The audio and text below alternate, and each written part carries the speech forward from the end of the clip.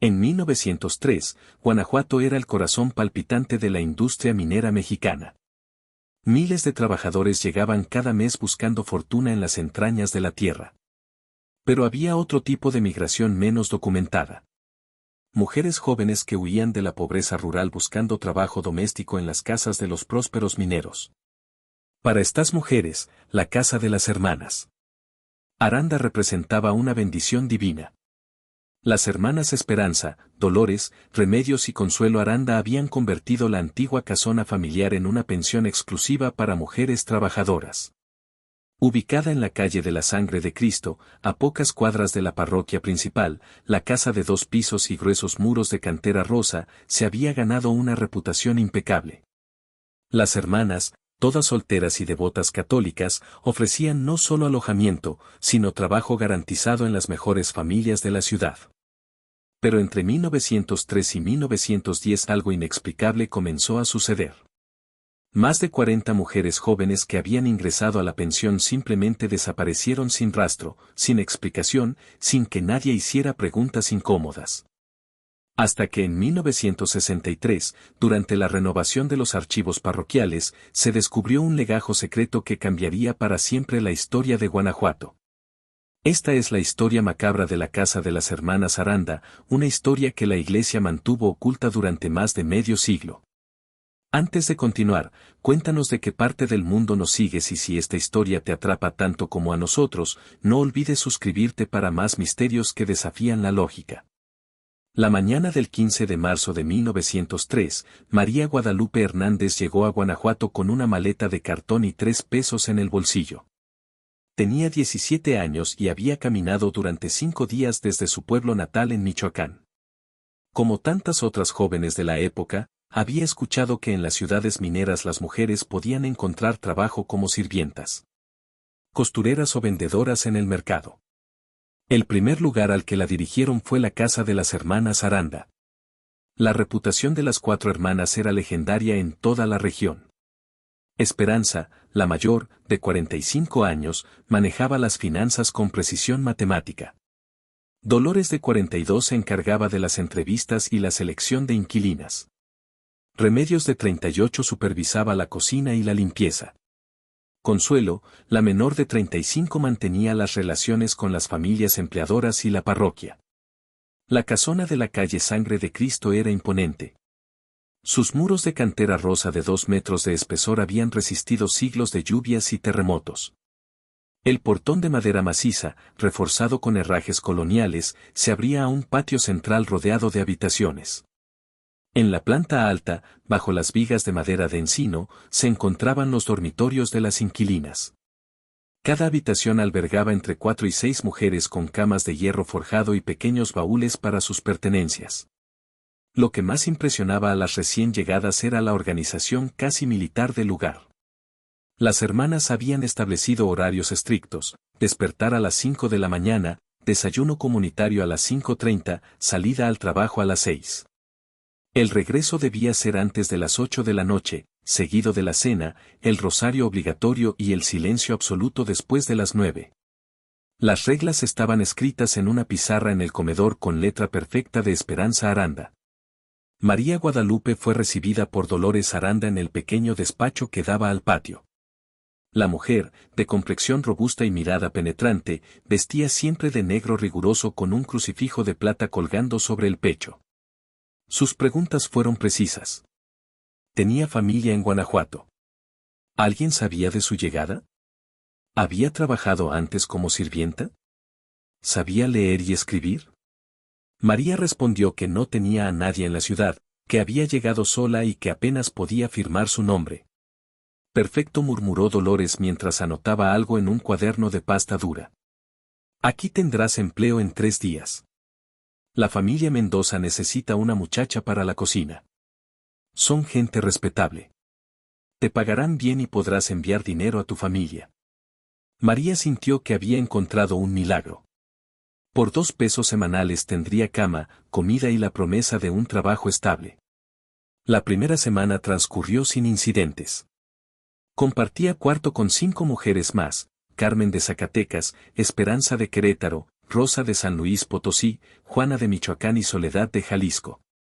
Todas habían llegado en circunstancias parecidas, jóvenes solas y sin contactos en la ciudad. Durante las cenas compartían relatos de sus pueblos y sueños de prosperidad. Pero algo en la dinámica de la casa resultaba inquietante. María notó que algunas inquilinas llevaban meses allí sin conseguir empleo.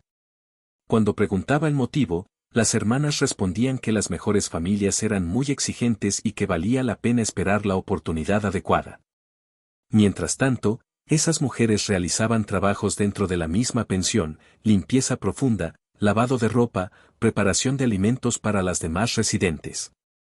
Lo más perturbador era el silencio que rodeaba a ciertas inquilinas que simplemente desaparecían. Una mañana la cama de Carmen estaba vacía. Cuando María preguntó por ella, Remedios Aranda explicó con naturalidad que había conseguido un excelente puesto en una hacienda de Celaya y que se había ido antes del amanecer. No hubo despedidas, no quedaron pertenencias, no llegaron cartas. Ese patrón se repetía con frecuencia desconcertante. Cada 2 o 3 semanas alguna residente desaparecía durante la noche. Las hermanas siempre tenían excusas plausibles, empleos en haciendas lejanas, matrimonios súbitos, regresos de urgencia a sus pueblos por enfermedades familiares. Las demás aceptaban estas explicaciones sin cuestionar, quizá porque la alternativa era demasiado perturbadora para imaginarla. María comenzó a llevar un registro mental de las desapariciones. En sus 2 primeros meses en la casa vio partir a 7 mujeres sin despedirse. Todas eran jóvenes que llevaban tiempo esperando empleo. Todas habían manifestado desesperación por su situación económica. Todas desaparecieron en silencio absoluto. Una noche de mayo, mientras las demás dormían, María oyó pasos en el patio central. Se asomó por la ventana y vio a las 4 hermanas cargando algo pesado envuelto en sábanas. Se movían con la coordinación de quien ha repetido la misma tarea incontables veces. Desaparecieron hacia la parte trasera de la casa, donde estaba el antiguo pozo colonial, que, según las hermanas, había sido clausurado décadas atrás por motivos sanitarios. Al día siguiente, Esperanza de Querétaro había desaparecido. Su cama estaba impecablemente tendida, como si nunca hubiera sido ocupada. Cuando María preguntó por ella, Consuelo Aranda sonrió con dulzura maternal. Consiguió trabajo en una casa muy elegante de la capital. Partió antes del amanecer. Estaba tan ilusionada que no quiso despertar a nadie. Pero María había notado algo que las hermanas ignoraban. Esperanza había escondido sus únicos zapatos buenos debajo del colchón, jurando que solo los usaría cuando consiguiera el trabajo de sus sueños. Esos zapatos seguían allí, cubiertos de polvo, esperando a una mujer que jamás volvería por ellos. La rutina en la casa de las hermanas Aranda funcionaba con la precisión de un reloj suizo. Cada mañana, Esperanza hacía sonar una campana de bronce exactamente a las 5, y el eco metálico se expandía por toda la vivienda como un llamado divino. Las inquilinas se levantaban en silencio, se vestían con rapidez y descendían al comedor para el desayuno. Café de olla, tortillas y frijoles refritos. Remedios repartía las porciones con disciplina marcial, asegurándose de que cada mujer recibiera exactamente lo mismo. Durante el desayuno, Dolores leía en voz alta las vacantes disponibles del día. Algunas mujeres eran enviadas a casas específicas para entrevistas laborales. Otras debían cumplir labores dentro de la pensión y unas pocas recibían la instrucción de esperar nuevas oportunidades. María había notado que las mujeres asignadas a esta última categoría eran las que solían desaparecer con más frecuencia, como si esa espera fuera la antesala de algo irreversible. El sistema de vigilancia era riguroso. Cada inquilina tenía un número asignado que coincidía con su cama y su sitio en la mesa. Consuelo llevaba un registro minucioso de los movimientos de cada residente, a qué hora salían, a dónde iban, con quién hablaban y cuándo regresaban. Las que obtenían empleos temporales debían entregar la mitad de sus ingresos a las hermanas, como pago por la comida y el alojamiento. Quienes no trabajaban acumulaban una deuda que aumentaba semana a semana. María había conseguido empleo 3 días por semana en casa de los Mendoza, una familia de comerciantes acomodados que vivía cerca de la Alhóndiga de Granaditas. El trabajo era demandante, pero honesto: limpieza, lavandería y preparación de comidas sencillas. La señora Mendoza era estricta, pero justa, y María logró ahorrar algunos centavos después de cubrir su parte con las hermanas Aranda. Sin embargo, lo que más la perturbaba era la transformación que veía en las mujeres que llevaban más tiempo en la casa. Llegaban llenas de energía y esperanza, pero con el paso del tiempo se volvían apáticas, apagadas, como si hubieran aceptado un destino ineludible. Rosa de San Luis Potosí, que había llegado una semana después que María, ya mostraba esa mirada vacía que caracterizaba a las residentes más antiguas. Una tarde de junio, al volver del trabajo, María se topó con el padre Sebastián Morales, párroco de la iglesia de San Diego. Era un hombre mayor, de barba blanca y ojos compasivos, conocido por su labor con los más necesitados. Al verla, se detuvo con expresión seria. «Disculpe, señorita», dijo con voz suave. «¿Usted vive en la casa de las hermanas Aranda?» María asintió, desconcertada por la pregunta. El sacerdote miró a su alrededor, como asegurándose de no ser oído. «He notado que muchas jóvenes entran a esa casa, pero pocas vienen a misa los domingos. Las hermanas aseguran que las llevan a otra parroquia». La pregunta era inusual. Las hermanas Aranda eran famosas por su devoción religiosa, pero María se dio cuenta de que, en efecto, jamás había visto a las mujeres desaparecidas asistir a la misa dominical obligatoria. Cuando se lo mencionó al padre, su rostro se ensombreció. «Rezaré por todas ustedes», murmuró antes de alejarse rápidamente. Esa noche, durante la cena, María observó a las hermanas con una mirada distinta. Esperanza contaba las monedas del día con movimientos automáticos, organizándolas en pequeños montones. Dolores revisaba su cuaderno de registros, marcando ciertos nombres con tinta roja. Remedios servía la comida con la misma expresión imperturbable de siempre. Consuelo sonreía de manera constante, pero sus ojos seguían tan fríos como el mármol. Las conversaciones durante la cena giraban siempre en torno a los mismos temas: la importancia del trabajo honesto, la gratitud hacia las hermanas por su caridad y la necesidad de preservar la reputación impecable de la casa. Cualquier comentario que se apartara de estos asuntos era redirigido de inmediato o silenciado con una mirada severa de Dolores. Después de la cena venía el rosario obligatorio. Las inquilinas se arrodillaban en el patio central mientras Esperanza dirigía las oraciones. Pero María había notado que las hermanas no rezaban con la devoción que aparentaban. Sus labios se movían mecánicamente, y sus ojos recorrían sin descanso a las mujeres arrodilladas, como carceleras vigilando a prisioneras. Una noche, Rosa de San Luis Potosí se acercó a María durante el rosario. Con voz apenas audible le susurró: «He estado contando. En los 4 meses que llevo aquí han desaparecido 14 mujeres, siempre las que llevan más tiempo esperando trabajo». María sintió un escalofrío recorrer su espalda. Rosa continuó: «Y hay algo más, he visto a Remedios lavando ropa en el patio trasero durante la madrugada, ropa con manchas que parecían sangre». Al día siguiente, Rosa había desaparecido. Su cama estaba vacía y sus escasas pertenencias habían sido retiradas. Cuando María preguntó por ella, Consuelo respondió con su sonrisa habitual que había recibido una propuesta de matrimonio de un minero adinerado y que había partido hacia Zacatecas esa misma madrugada. Pero María sabía que Rosa no tenía pretendientes. Había llegado huyendo de un matrimonio forzado en su pueblo natal. La idea de casarse voluntariamente con un desconocido era absurda. Además, Rosa le había mencionado el día anterior que tenía al fin una entrevista de trabajo para esa semana. Esa noche María no pudo dormir. Se quedó despierta fingiendo estar dormida, esperando escuchar de nuevo los pasos nocturnos. Cerca de las 2 de la madrugada los oyó. El sonido inconfundible de las 4 hermanas moviéndose por el patio con algo pesado. Esta vez, María logró ver más claramente desde su ventana. Las hermanas cargaban un bulto envuelto en sábanas, moviéndose con la coordinación de quien ha repetido la misma tarea innumerables veces. Se dirigieron hacia la parte trasera de la casa, donde supuestamente se encontraba el pozo sellado. Pero María comprobó que el pozo no estaba sellado en absoluto. Las Aranda retiraron una pesada losa de piedra que cubría la abertura y dejaron caer el bulto en la oscuridad. El sonido que siguió fue inconfundible, el golpe seco de algo pesado contra otros objetos similares en el fondo del pozo. No era el primer bulto que arrojaban allí, ni sería el último. Si quieres saber qué más descubrió María en esa casa de horrores, no olvides suscribirte a nuestro canal. La verdad sobre las hermanas Aranda apenas comenzaba a revelarse. María sabía que tenía que actuar, pero también sabía que cualquier paso en falso podría convertirla en la próxima desaparecida.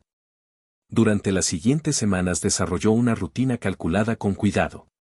Mantenía una actitud sumisa y agradecida frente a las hermanas, pero por las noches, cuando todas dormían, exploraba meticulosamente cada rincón de la casona.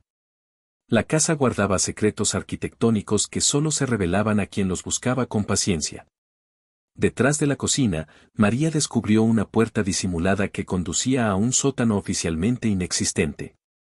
Las escaleras de piedra descendían a una habitación húmeda y fría, iluminada apenas por la luz de la luna que se filtraba por una pequeña ventana enrejada a ras del suelo.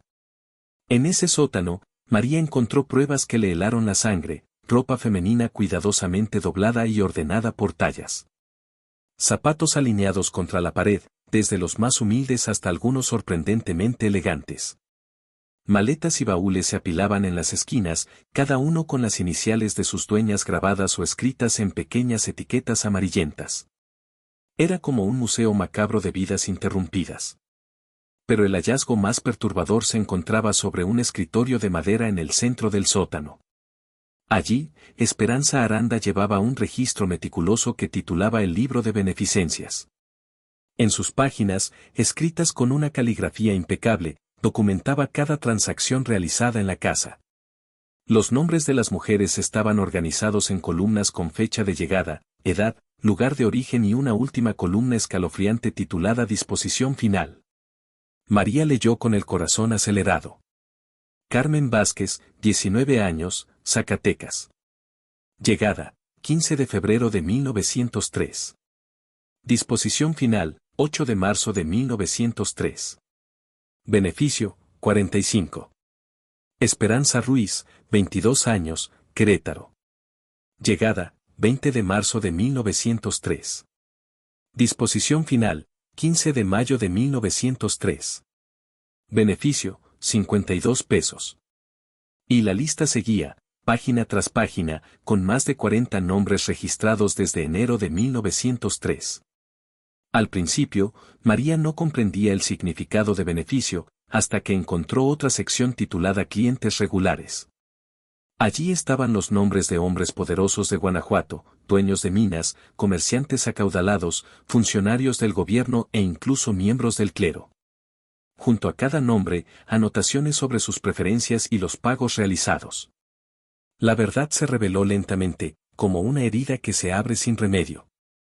Las hermanas Aranda no administraban una pensión, sino una red de prostitución forzada que abastecía a la élite de la ciudad.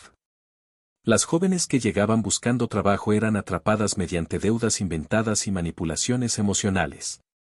Las que se resistían o amenazaban con hablar simplemente desaparecían.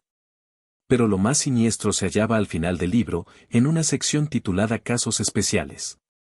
Allí se detallaban las ventas permanentes de algunas mujeres a clientes de otras regiones, donde serían enviadas para trabajar en haciendas aisladas o trasladadas a distintas ciudades. Los precios oscilaban entre 200 y 500 pesos, dependiendo de la edad y las condiciones físicas de la víctima. Fue entonces cuando María comprendió el verdadero alcance del infierno en el que estaba atrapada, una red de trata de personas camuflada bajo la apariencia de caridad cristiana. Las hermanas Aranda habían tejido su reputación intachable precisamente para tener acceso sin restricciones a mujeres vulnerables. Su relación cercana con la parroquia les brindaba cobertura y, quizá, complicidad clerical. En una gaveta cerrada con llave que María logró forzar con una horquilla halló correspondencia que confirmaba sus peores temores. Cartas de clientes de otras ciudades solicitando mercancía específica, mujeres jóvenes, vírgenes, con rasgos físicos determinados. Las respuestas de las Aranda eran frías y profesionales, negociando precios, fechas y métodos de entrega con precisión comercial. Una carta fechada en abril de 1903 resultaba especialmente reveladora. provenía de un hacendado de Aguascalientes que solicitaba 3 muchachas para servicio doméstico permanente en una propiedad rural. Ofrecía 300 pesos por cada una, con la condición de que no tuvieran familiares que pudieran buscarlas después. Esperanza había respondido confirmando la disponibilidad y proponiendo las fechas de envío. Pero lo más espeluznante era otra sección titulada Eliminaciones necesarias. Allí se registraban los casos de mujeres que habían intentado escapar, denunciar la situación o simplemente se habían vuelto un problema para el negocio. Los métodos variaban. Envenenamiento con arsénico mezclado en la comida. Estrangulamientos en plena madrugada.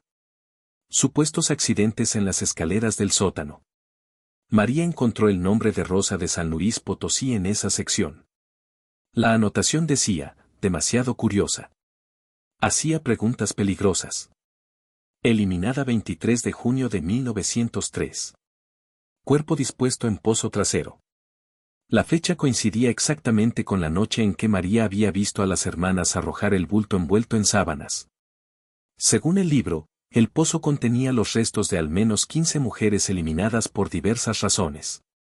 Las Aranda habían calculado que la profundidad del pozo, combinada con la cal viva que arrojaban regularmente, garantizaría que los cuerpos nunca fueran encontrados.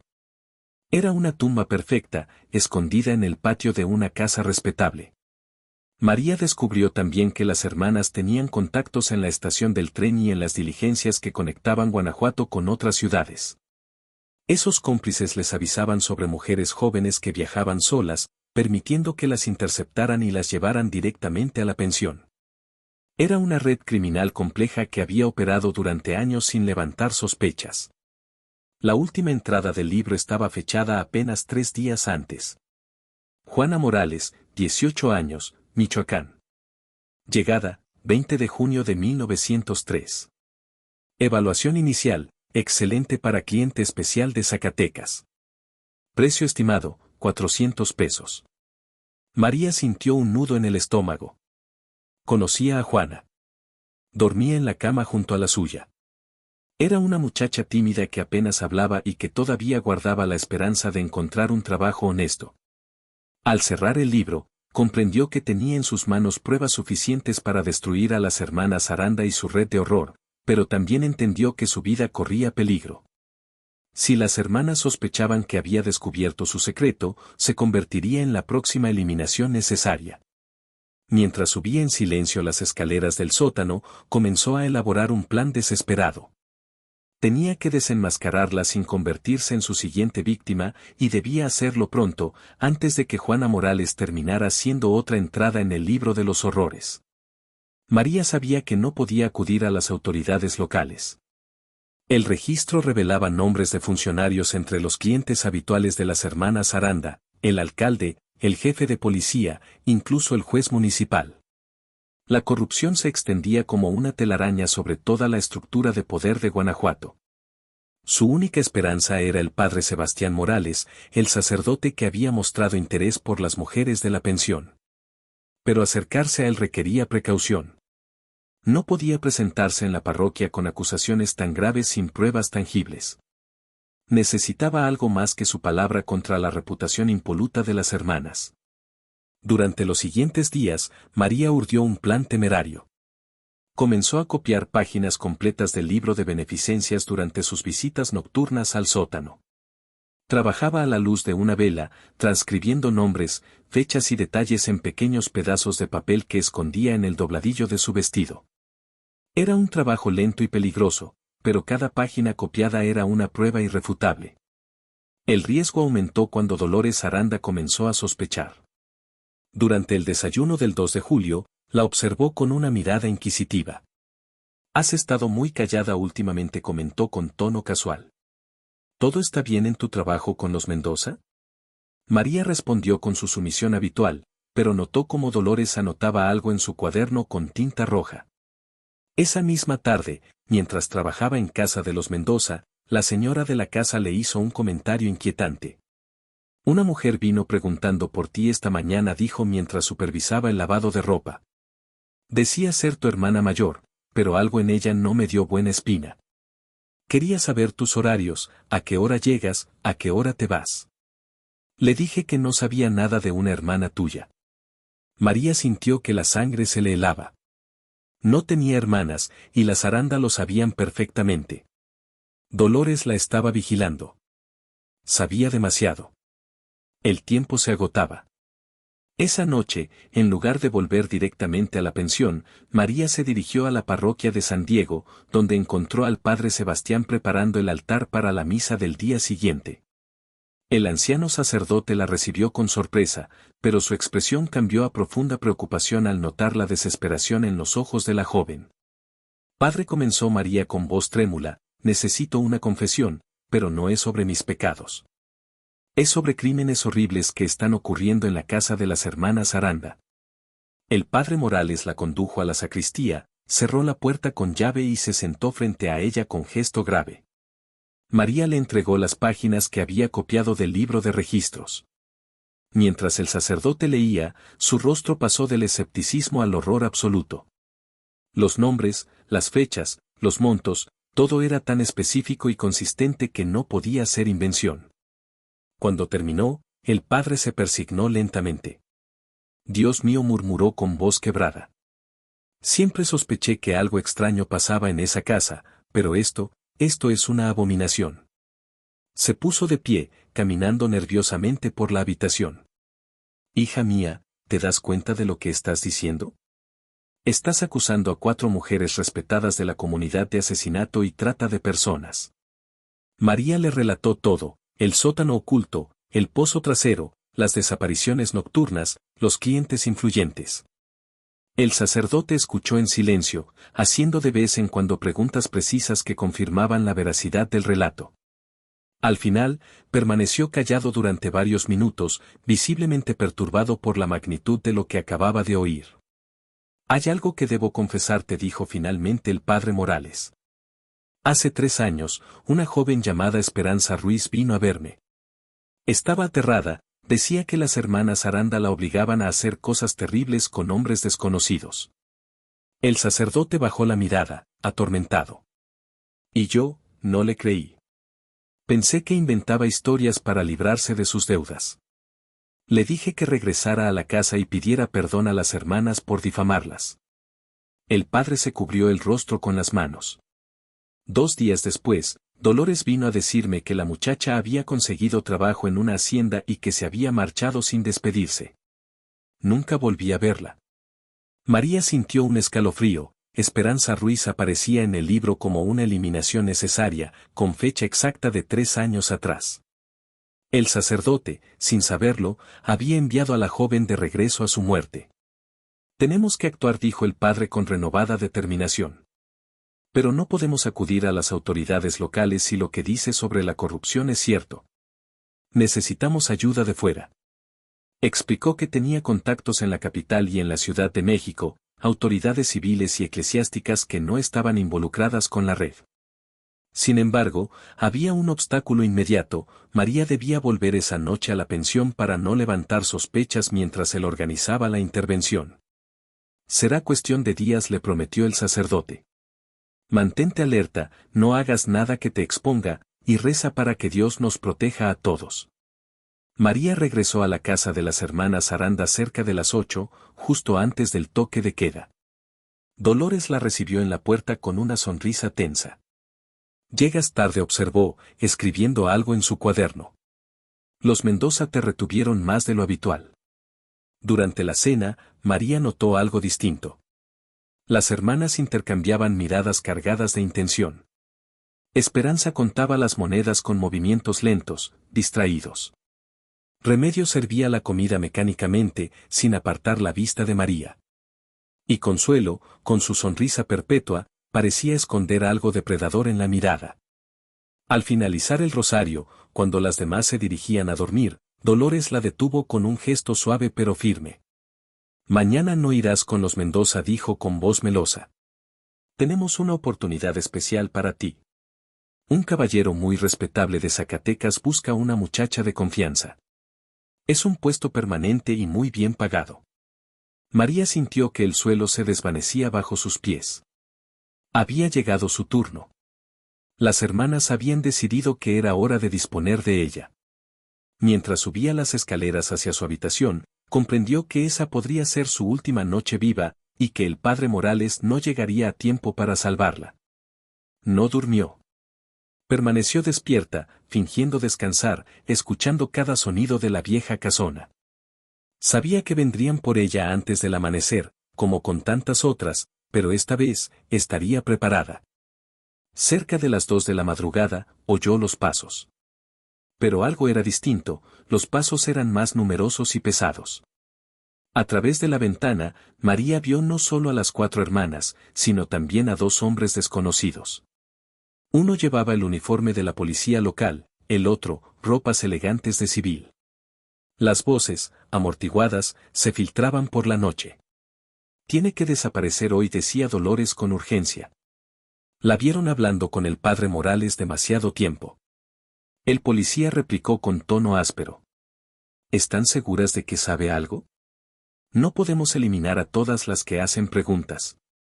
Esta es diferente, intervino Esperanza. Revisé el sótano.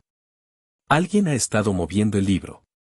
Algunas páginas tienen marcas de vela, como si las hubieran copiado.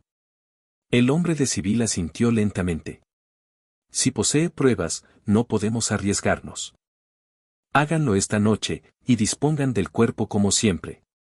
María comprendió entonces que su tiempo se había agotado. Pero en lugar de pánico, sintió una calma extraña. Había hecho lo necesario, copiado suficiente información del libro, hablado con el padre Morales, plantado la semilla de la verdad. Incluso si no sobrevivía aquella noche, su sacrificio no sería en vano. Los pasos se acercaron a las escaleras que conducían a los dormitorios. María cerró los ojos, contuvo la respiración y esperó el momento final. Pero entonces, un sonido inesperado rompió el silencio: caballos. Caballos y carruajes acercándose por la calle. Muchos. El ruido metálico de los cascos resonó junto a voces masculinas dando órdenes. ¿Qué es eso?, preguntó Remedios, alarmada. Son las 3 de la madrugada. ¿Quién podría llegar a esta hora? El sonido se intensificó, y pronto fue acompañado por un golpe contundente en el portón principal. No era el toque de un visitante, sino el martilleo imponente de la ley. Abran en nombre de la justicia del estado de Guanajuato, tronó una voz. Esta propiedad queda bajo investigación oficial. El padre Morales había cumplido su promesa. Había contactado a las autoridades estatales, y éstas habían llegado de noche para evitar que las pruebas fueran destruidas o que más mujeres desaparecieran. Desde su habitación, María escuchó el caos. Las voces de las hermanas se mezclaban en gritos desesperados mientras corrían por el patio intentando huir o borrar evidencias. Pero era demasiado tarde. El portón cedió bajo los golpes, y la casa de la Zaranda fue invadida por un contingente de agentes, investigadores de la capital y representantes eclesiásticos. María se asomó a la ventana. Antorchas iluminaban el patio, convirtiendo la oscuridad en un mar de luz temblorosa. Comenzó entonces un registro exhaustivo que duró hasta el amanecer. Los agentes encontraron el sótano oculto, el libro de beneficencias, las cartas con los clientes, las pertenencias de las mujeres desaparecidas. Pero el hallazgo más espantoso llegó cuando abrieron el pozo del patio trasero. María, junto a las demás sobrevivientes, fue testigo de cómo los investigadores extraían los restos de 15 mujeres del fondo del pozo. Algunos cuerpos aún conservaban forma, preservados parcialmente por la cal viva, otros eran solo esqueletos. Pero todos contaban la misma historia: abuso, violencia y muerte prematura. Las 4 hermanas Aranda fueron arrestadas esa madrugada, junto con el policía corrupto y varios funcionarios cuyos nombres aparecían en los registros. Dolores intentó mantener su compostura hasta el final, asegurando que eran mujeres honorables víctimas de una conspiración. Pero la evidencia era contundente e imposible de refutar. El juicio posterior conmocionó a todo México. Los periódicos de la capital cubrieron ampliamente el caso de las hermanas del horror de Guanajuato. La complejidad de la red, los años de impunidad y la participación de figuras poderosas desataron un escándalo nacional que forzó reformas en el sistema judicial de varios estados. Durante el proceso se reveló que las hermanas Aranda habían operado su red criminal durante más de 7 años, desde 1896, bajo el disfraz perfecto de devoción y caridad. El número total de víctimas fue estimado en más de 60 mujeres, aunque solo se pudieron identificar 43 casos específicos. Muchas otras simplemente desaparecieron sin dejar rastro, vendidas a clientes de otros estados o enviadas al extranjero. Esperanza, Dolores, Remedios y Consuelo Aranda fueron condenadas a muerte por asesinato múltiple y trata de personas.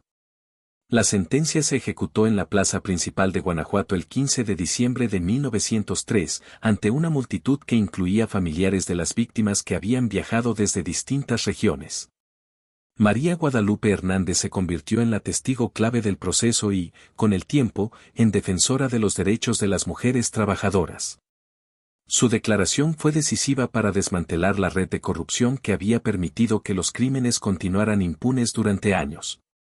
El padre Sebastián Morales fue reconocido por su valentía al denunciar el caso, aunque jamás pudo librarse de la culpa de no haber creído a Esperanza Ruiz cuando acudió a él en busca de ayuda. La antigua casa de las hermanas Aranda fue demolida por orden judicial. En su lugar se erigió una pequeña capilla en memoria de las víctimas y el pozo donde arrojaron los cuerpos fue sellado definitivamente, marcado con una cruz de mármol que aún se conserva. Sin embargo, la historia no terminó con la ejecución de las hermanas. Durante la restauración de los archivos parroquiales en 1963, más de medio siglo después de los crímenes, se halló un legajo secreto oculto dentro de los muros de la sacristía. Aquel conjunto de documentos contenía correspondencia entre las Aranda y una red internacional de traficantes que operaba desde México hasta Argentina. Las cartas demostraban que el caso de Guanajuato no había sido un hecho aislado, sino parte de una organización criminal transnacional que actuó durante décadas. Las Aranda eran solo una célula local dentro de una estructura mucho más grande, que jamás fue completamente desmantelada. Hasta hoy, en las noches silenciosas de Guanajuato, los habitantes más antiguos aseguran escuchar lamentos femeninos que provienen del terreno donde alguna vez se levantó la casa de las hermanas. Dicen que son las voces de las mujeres que nunca regresaron a casa, que jamás pudieron despedirse de sus familias, ni cumplir los sueños que las llevaron a la ciudad de La Plata. En los archivos de la parroquia, bajo llave, permanecen documentos que sugieren que la red de las Aranda tenía ramificaciones aún más amplias de lo que se reveló en el juicio de 1903. Secretos que la Iglesia habría decidido mantener ocultos para proteger a figuras poderosas que seguían con vida cuando los papeles fueron encontrados en 1963. Secretos que, tal vez, siguen guardados hasta nuestros días. La historia de las hermanas Aranda nos recuerda que los monstruos más terribles no siempre tienen garras ni colmillos. A veces visten hábitos religiosos, sonríen con dulzura maternal y construyen reputaciones intachables en la comunidad. Porque el mal, cuando es inteligente, se disfraza de virtud y opera bajo el amparo de la hipocresía social. ¿Cuántas otras casas de caridad ocultaron esquemas parecidos en el México del siglo XX? ¿Cuántas mujeres desaparecieron sin que nadie se atreviera a preguntar? Y lo más perturbador, ¿cuántas redes similares siguen existiendo hoy, protegidas por la misma mezcla de corrupción, miedo y silencio que permitió a las hermanas Aranda actuar impunemente durante tantos años? La próxima vez que escuches sobre una institución con reputación impecable o benefactores que parecen demasiado buenos para ser reales, recuerda la casa de las hermanas Aranda. Recuerda que la verdadera maldad rara vez se anuncia con monstruos visibles. A veces simplemente toca una campana a las 5 de la mañana y sirve café con tortillas para el desayuno.